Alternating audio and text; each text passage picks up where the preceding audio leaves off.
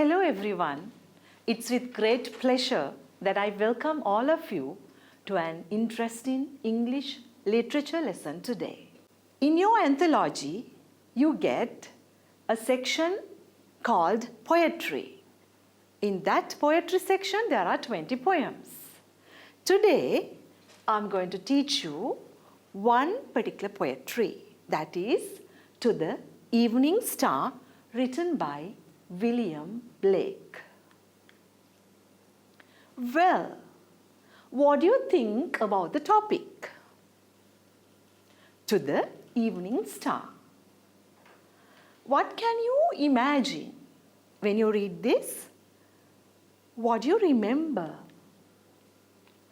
Yes, I can imagine that you also have thought of some stars in the galaxy, the night sky and some stars. Do you think more than this? What do you think? Well, we'll discuss further when I explain more. To the Evening Star was written by William Blake. Look at the screen. You can see the poet. What do you know about the poet? William Blake was born in London, that is in England, and he was born in 18th century, right, to a middle class of artisans. Can you remember? Now we are living in the 21st century. This is an old poem, but still you can enjoy and appreciate this poem. Another important point that we can discuss here is, when you read further, when you learn more about his poems, you will understand William Blake has a philosophy. As a child, the Bible had a great influence on William Blake. Another fact you should remember is, he was deviated and differed from the established church. Another fact I must tell you, he is a very versatile person. Who is a versatile person? Very skillful, talented person. He is not only a poet, he is an engraver, a painter, printmaker, and as well as a visionary. Who is a visionary? Somebody who has a vision, somebody who can predict things about future. And according to some critics, William Blake is one of the best or the greatest poets that England has ever produced. Well, now it's time for us to be familiar with this poem. Please look at the screen. If you have the anthology, you can read with me. Thou fair-haired angel of the evening, now, whilst the sun rests on the mountains, light thy bright torch of love, thy radiant crown put on, and smile upon our evening bed.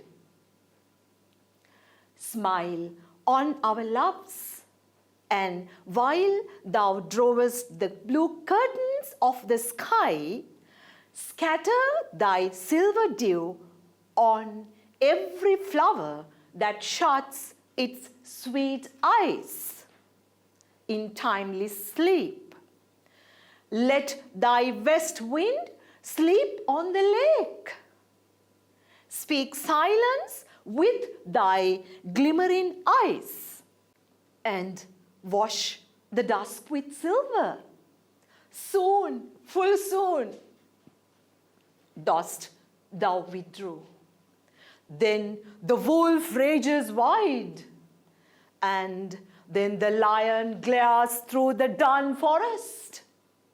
The fleeces of our flock are covered with thy sacred dew.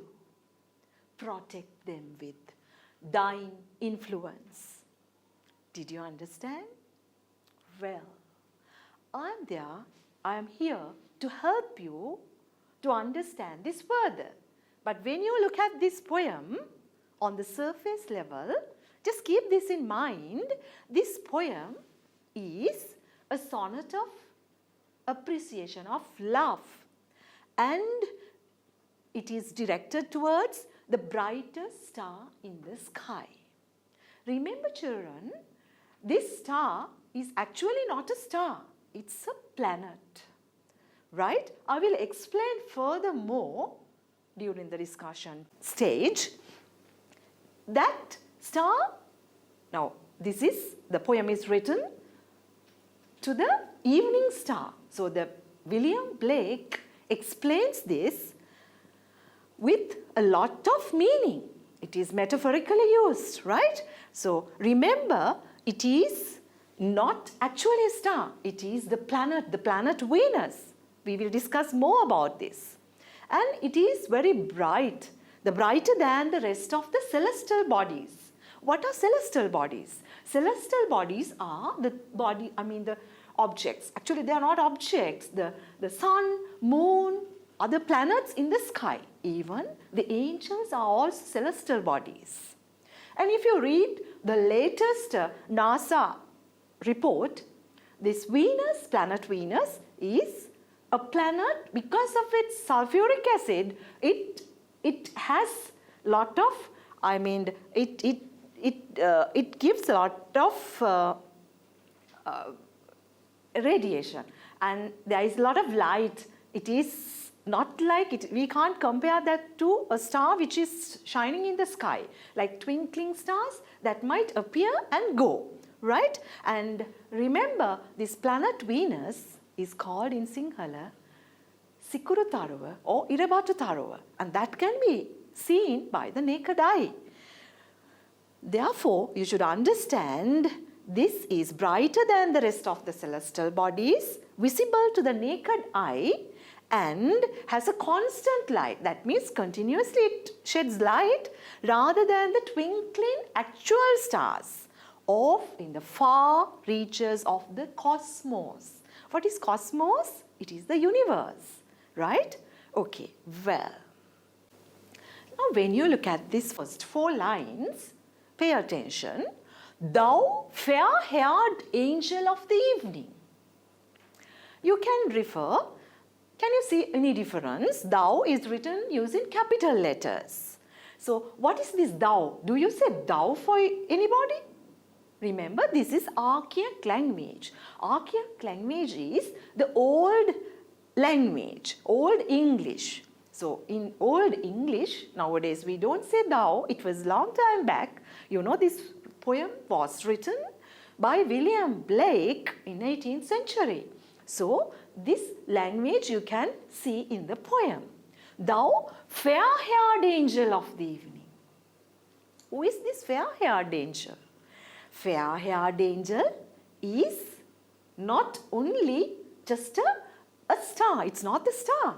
It's the goddess Venus. I told you, the star, the planet Venus you can see. It's a star. But the poet has employed 2 concepts, merges 2 concepts. Strands of 2 concepts are used here, not only a star, it's the goddess, and normally, according to Greek mythology, goddess Venus is a symbol of love, fertility, and beauty. So, fair-haired angel of the evening. Right? It's not just dark hair. Fair-haired angel, the Roman goddess. Now, whilst the sun rests on the mountains, you can see now, not later, now at this time. Whilst is also archaic language. The sun rests. When the sun sets, sun sleeps. When the sun sets, rests on the mountains. Light thy bright torch of love.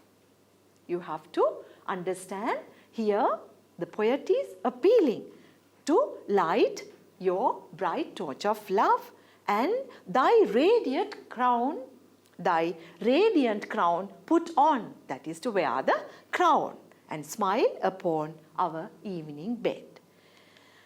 We can discuss furthermore. Now, thou fair-haired angel of the evening. Now, according to Greek mythology, right, Roman goddess, a symbol of love, beauty and fertility, is addressed here. So, the poet addresses, thou fair-haired angel of the evening. Now, whilst the sun rests on the mountains, can you see? Before the darkness falls, the sunset, right? Now, whilst during the sunset, what is the poet going to tell? What is the motive or the intention of the poet? You can see, light thy bright torch of love. Normally, you have seen torches which gives light, and it's not a dim light the poet expects. The poet expects not this type of a light of a torch, light, bright torch of love, right? Bright torch of love. You should understand this phrase very carefully. It's a metaphor. Thy radiant crown. Who wears crowns? Queens, right? Or angels. So the poet appeals or poet requests the goddess to wear the crown. The crown, it is radiant crown, right? Shining crown.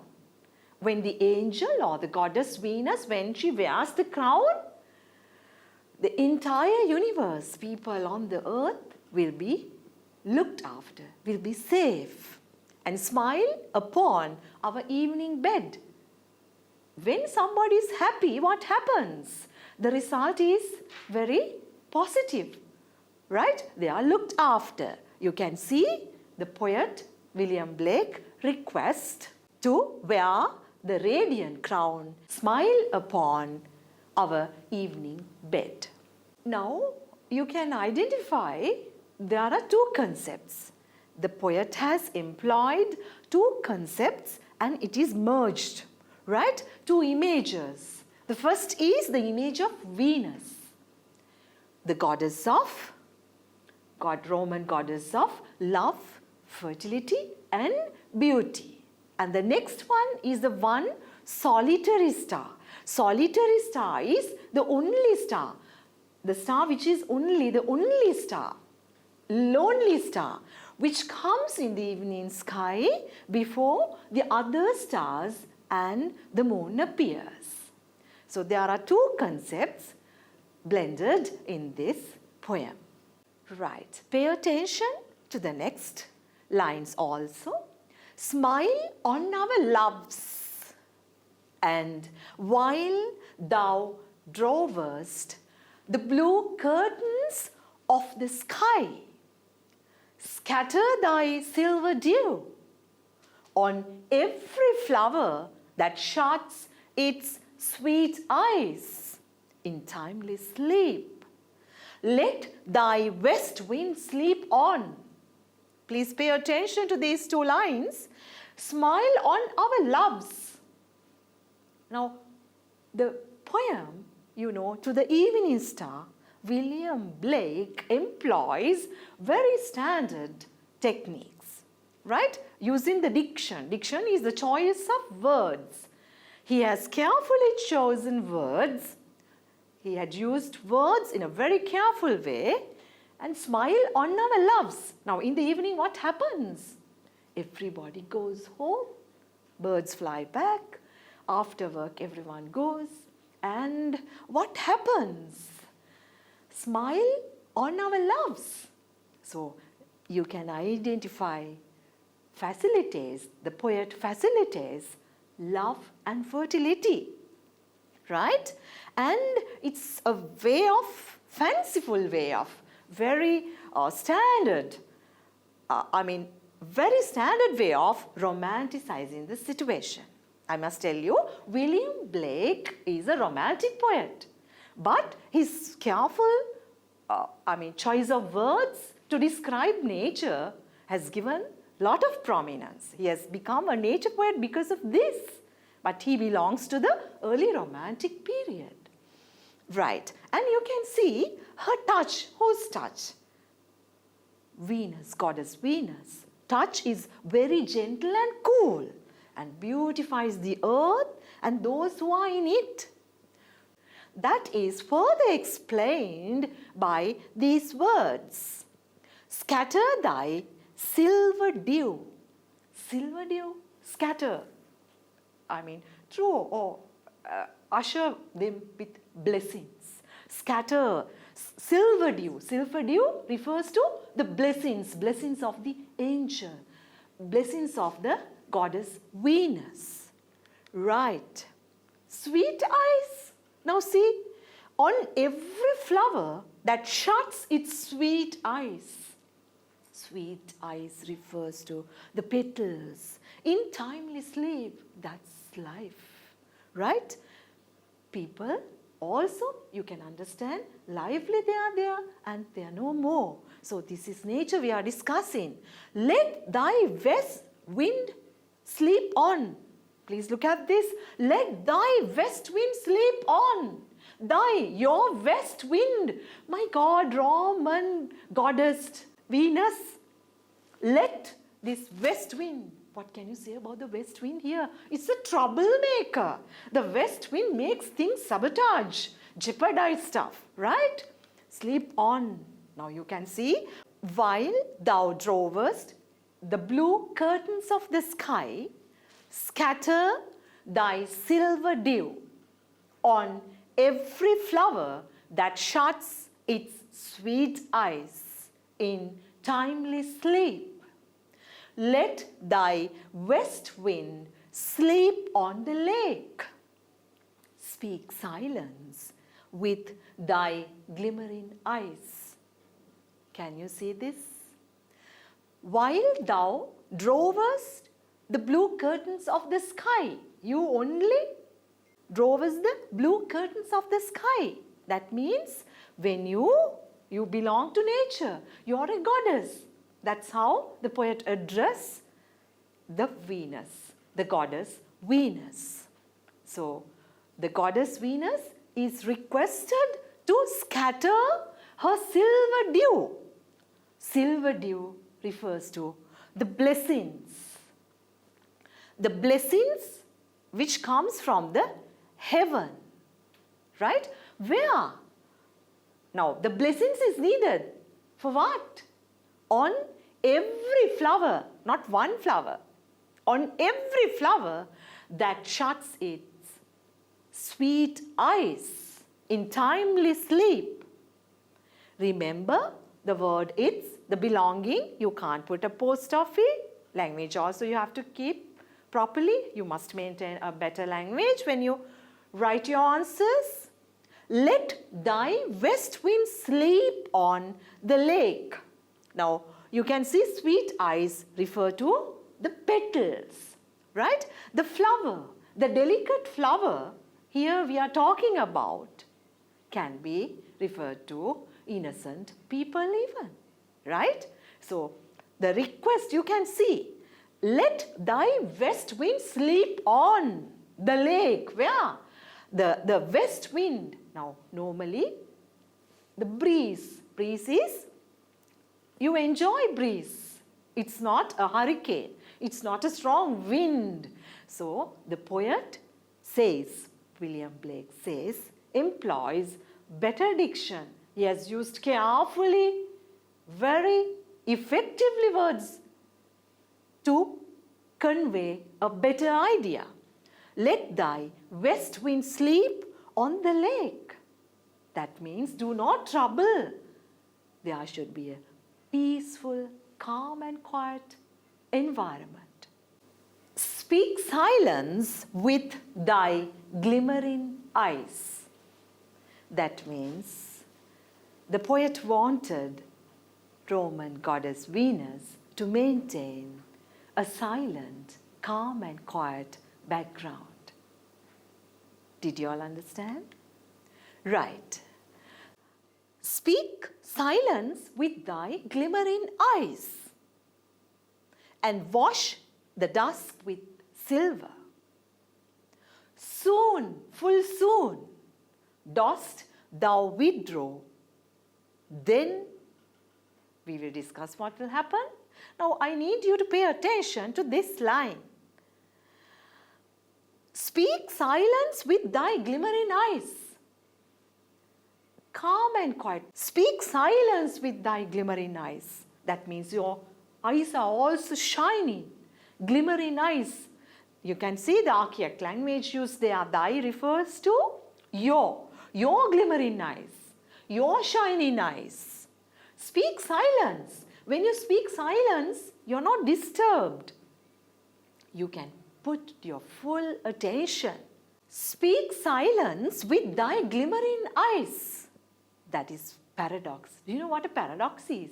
Paradox is contradiction, right? That means, can you speak silence? Can you speak silence? Speak silence with thy glimmering eyes.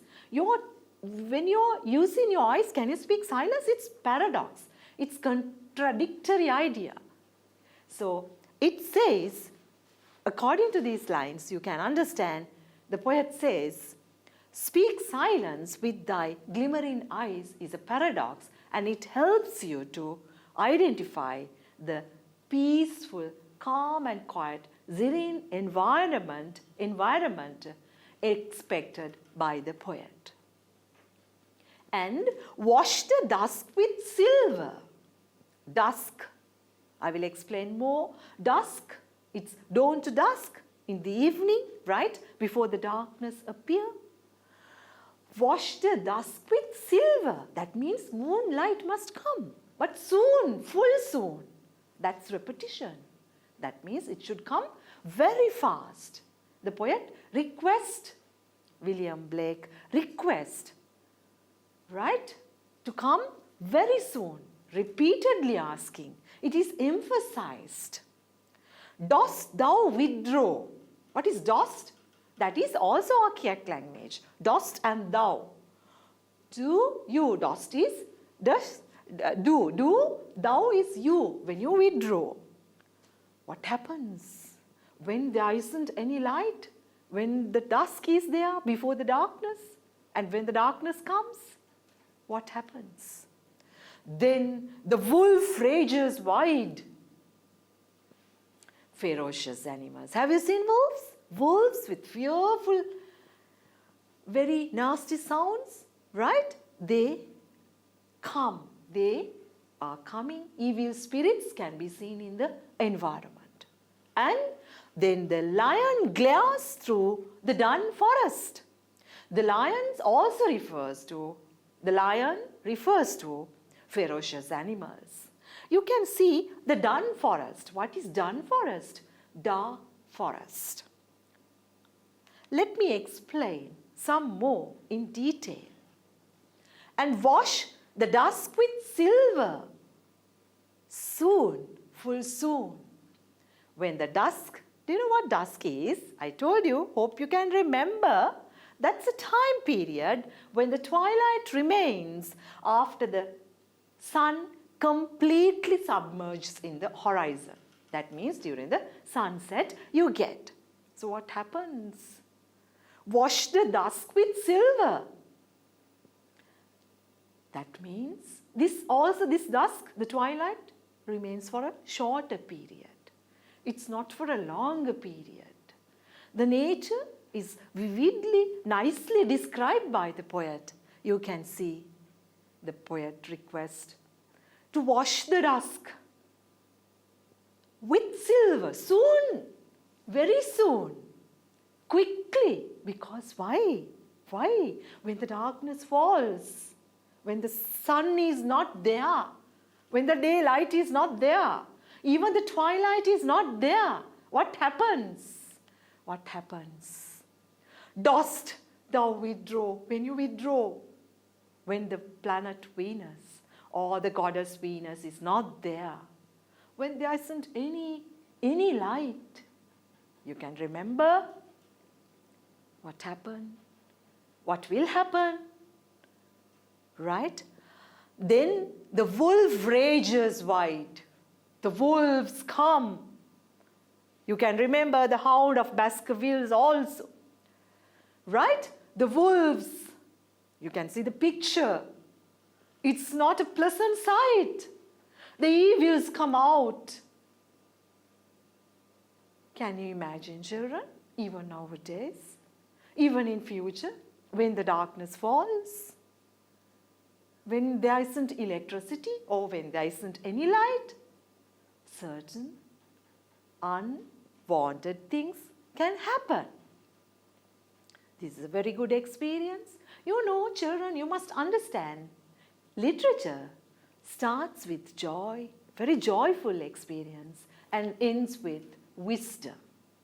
So we are helping you through these poems to improve your wisdom, to understand about the world. Coming back to the lesson, innocent ones like you and me can understand when the darkness falls. There are evil spirits, there are some corruption, there are some unwanted things that can happen.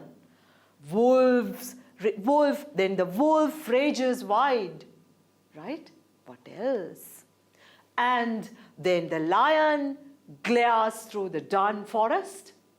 The lions come out of the dark forest. Are we safe? Are you safe in such a situation? Now you can see William Blake has employed very successfully, very good techniques to bring out the theme and the message. The readers will get a better understanding about the situation. You can understand the poem is addressed to the evening star. And when it is addressed to the evening star, the evening I told you, there are problems. So when the problems appear, the poet wanted to highlight certain problems. These are the problems the poet wanted to highlight. The evil spirits, which is not, expected by the innocent ones, will come into light.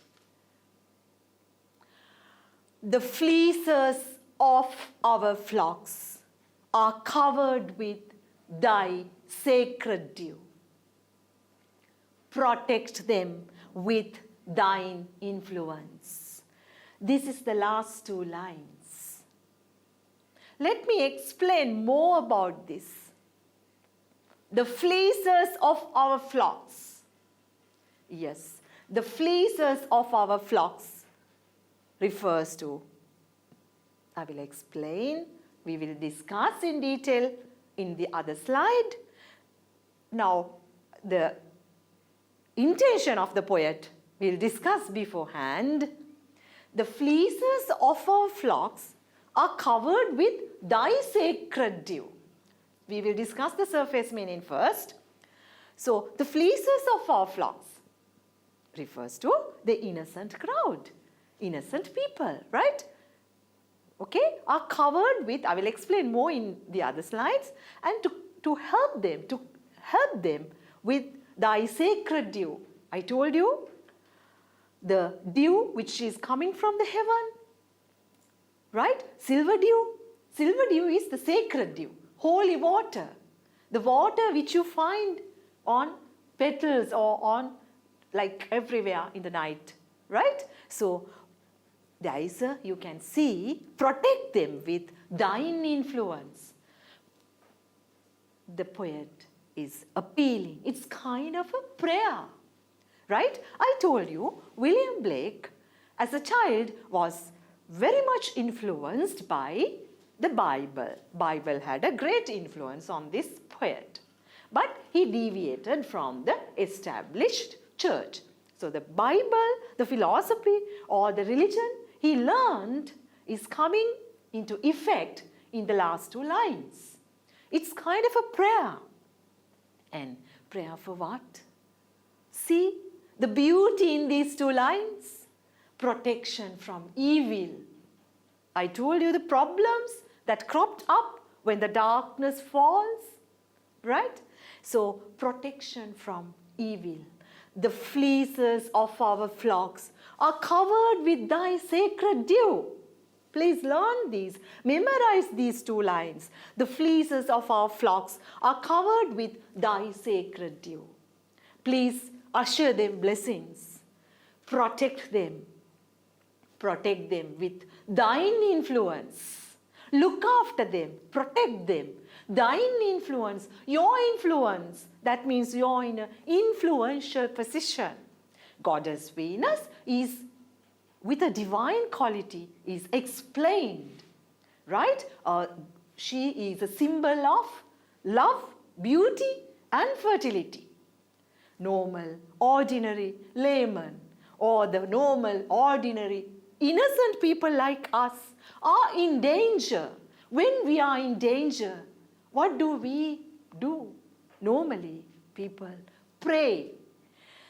When you pray, automatically, in this poem you can see, the nature is elevated. That means raised. Actually, I told you, this poem is written to appreciate two concepts. The poet, William Blake, has used two concepts, merged or taken two strands together, two concepts together. One is the star, the solitary star that you see, the planet Venus, and the goddess Venus, the divine quality. So you find this planet Venus, right? It is in the nature. So nature is elevated. We will discuss some more how the nature is elevated and how the nature is described.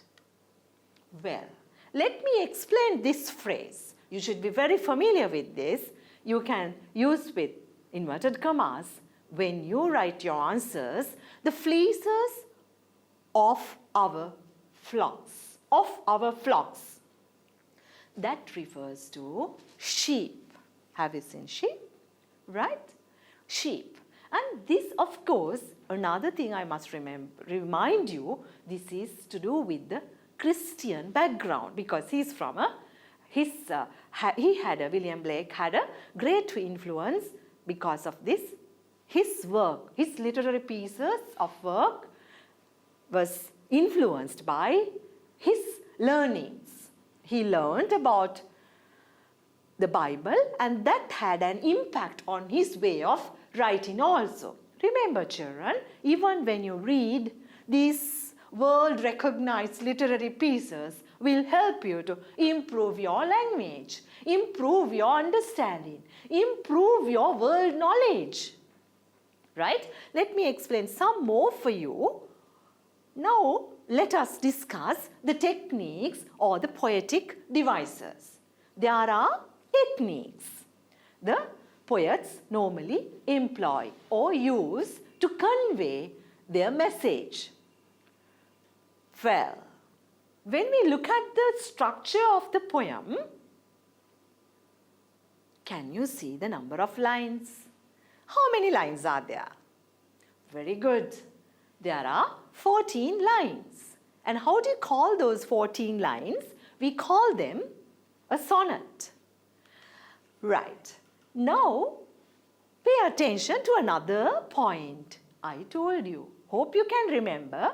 I just mentioned that point. It's an archaic language.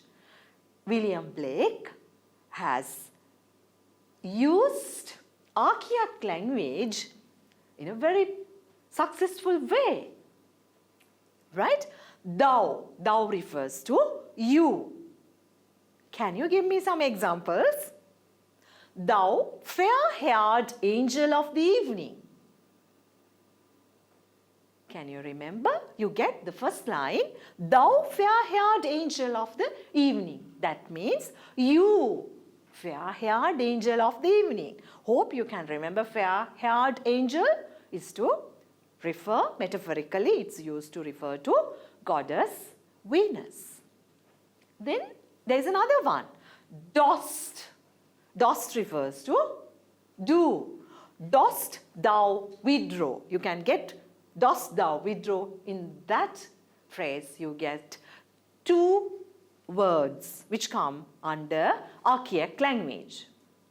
That also you should be very familiar. Now, when you can see, language is constantly developing, and with this constant development, you can see the old English.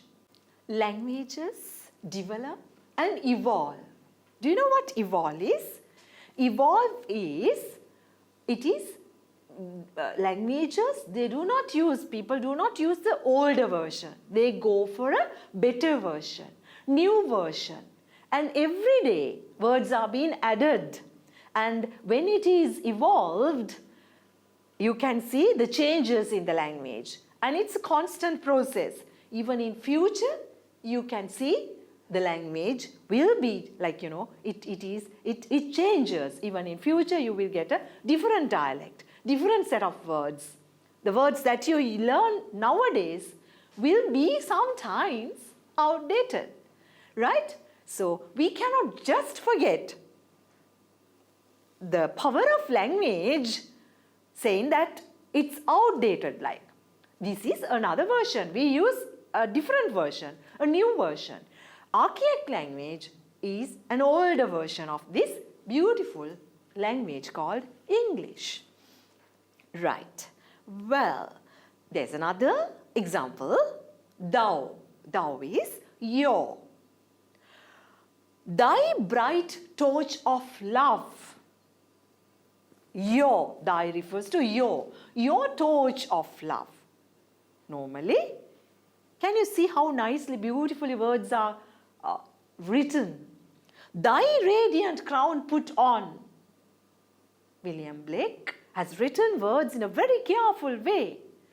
Even in this 21st century person can understand and appreciate this because of this high-flown language, right? Plus the meanings and the themes embedded in the poem.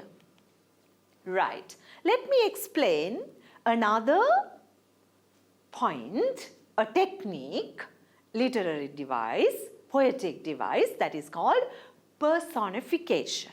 What is personification? Personification refers to things which are not having life is given life. Inanimate things are given life. When you look at this example, now whilst the sun rests on the mountains, light. Can you understand? The goddess is taken as someone who is with life. It is personified. The star is personified. The evening star is personified, given life. Right? Thy bright torch of love. Thy radiant crown put on. I have highlighted, right? Used the red color to show the personification. So the star is given life. It's treated as a human being. And smile upon our evening bed. Those are examples for this personification. Another one you can understand. Dost thou withdraw? Now, it is called you. Dost do you withdraw? That's given kind of a lively quality, as if you're talking to your friend or to someone who is in a high position. Now, actually, William Blake has employed the words in an idea to make this poem as an elevated one, raised one, right? Right. There are metaphors. Let me explain what metaphors are. Metaphors are an indirect comparison, or it's indirect. It's not directly involved, right? An implied comparison. It's not directly saying what it is. We'll look at an example. Fair-haired angel. Now, when you look at the word fair-haired angel, you might think it's an angel with fair hair. It's beyond that. We are going to understand, and you have already learned, this fair-haired angel refers to the Venus. So it's a metaphor. Beautifully, metaphors are used. And you can see bright torch of love is another metaphor. Bright torch of love signifies the dawn of the star, right? Bright torch of love. Can you ever imagine? You should be familiar with this way of expressions. William Blake has employed techniques, metaphors to bring out the intention of writing. It was written in the 18th century, but it's valid even in this century. It is valid for until this world ends. The points he had highlighted is very valuable. You can understand. Right. Very important. Silver dew. These are the blessings. The water droplets coming from the drops of water which falls. Normally when you look at the rain or in the night during the dusk, when you see some water droplets on leaves, do you ever think them as blessings? Remember, they are from heaven, according to the poet. They are silver dew, usher blessings. So, silver dew represents the blessings. I told you, hope you can remember, sweet eyes. Sweet eyes refer to petals. You know what a petal is? When you take a flower, the petals you get, those are called sweet eyes with life. Right. Another important thing, please by heart all these metaphors, then easily you can frame or organize your answers. Sacred dew. Sacred dew is holy water that has blessings. The water, sacred water, dew, right? Refer to the blessings. Blessings from the heaven. Blessings from the celestial body. Blessings that comes from the goddess Venus. Well, another technique is repetition. Do you know? Simply the word suggests what repetition is, repeating. Hope you can remember. You can get and wash the dusk with silver soon, full soon. Dusk, you get the twilight, and after that the darkness falls. Before that, right, you need to wash the entire background, environment with the moonlight. Because the darkness, under darkness, when it is night, certain things which is not appropriate can happen. Evil spirits with evil motives can destroy your peaceful background. Thieves come. Animals, those who represent, will disturb the universe. That is applicable for not only for human beings, even for the wildlife also. Innocent animals will be the food, the prey of the better, the stronger ones. That is another part of nature. Can you understand the duality of nature? I'll be discussing further. Right. Now repetition, the technique, dost thou withdraw, then the wolf rages wide there, and then the lion glares through the dun forest. To emphasize, this repetition is used to emphasize this evil influence. Right? Imagine the poet, how visionary he is to think about the natural environment in this way, to highlight something very unique, to teach you something which you should know.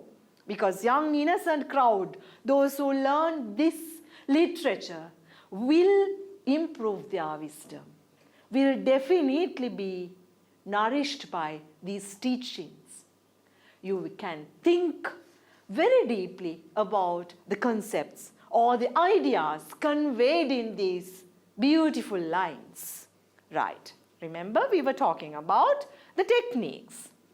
Another technique is alliteration. Do you know what alliteration is? That is close repetition of consonant sounds.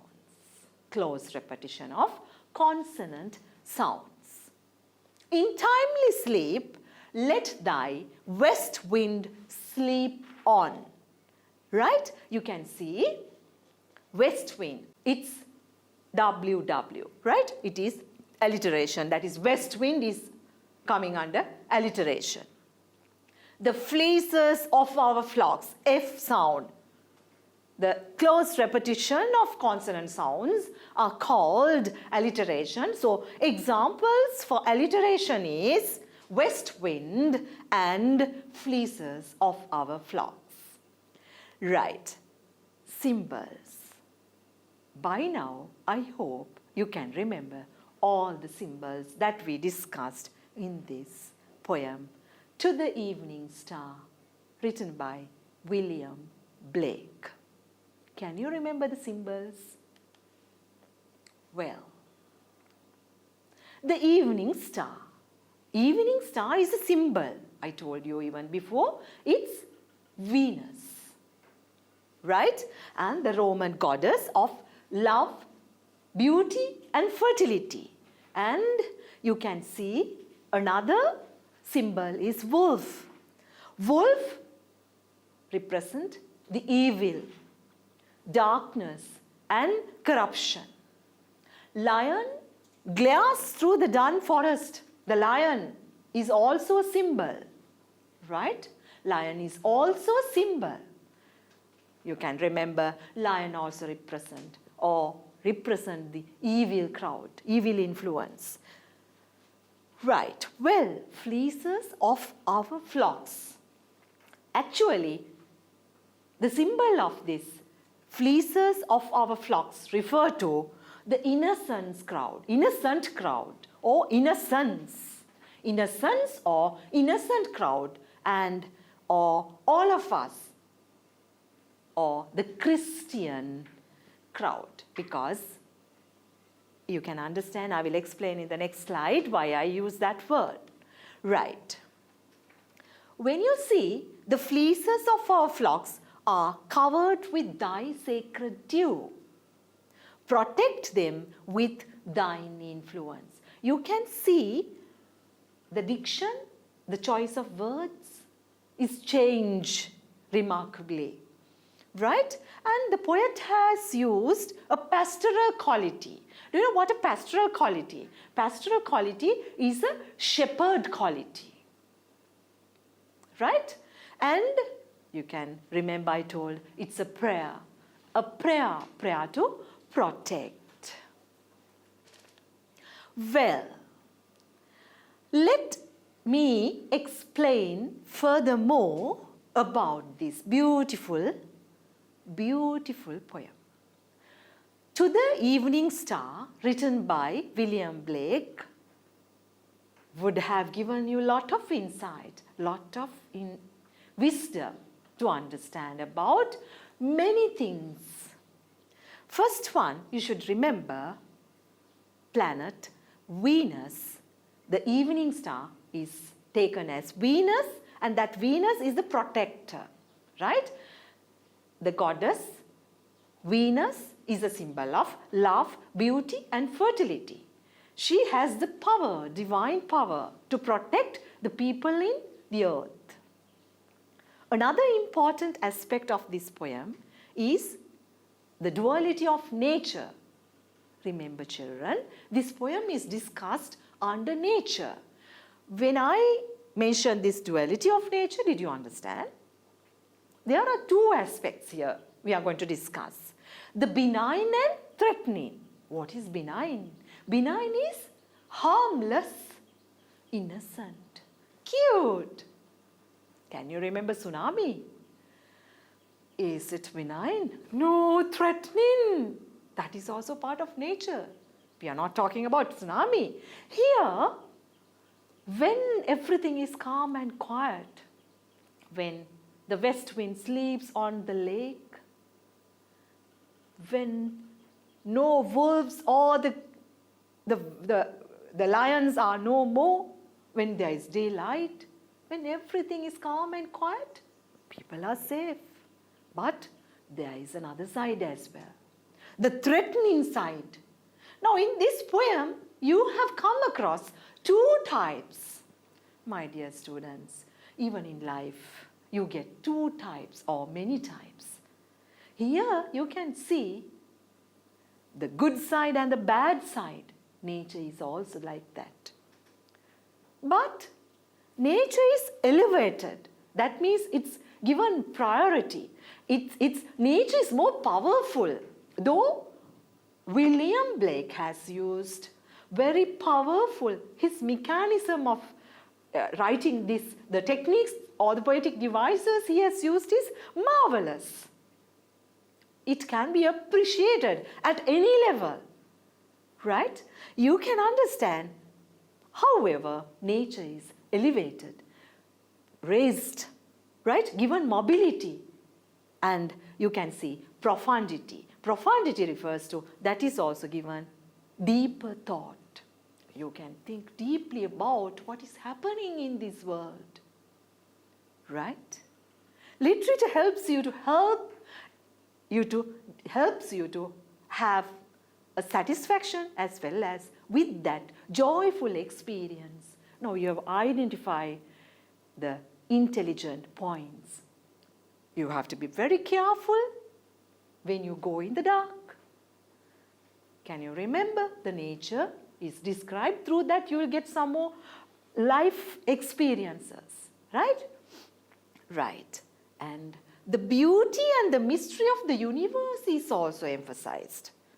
Well, I hope now we have got a clear idea about this beautiful poem written by William Blake. If you have missed anything, don't worry. You can simply log on to channel NI on YouTube and refer to this video for your further understanding. Thank you for joining us.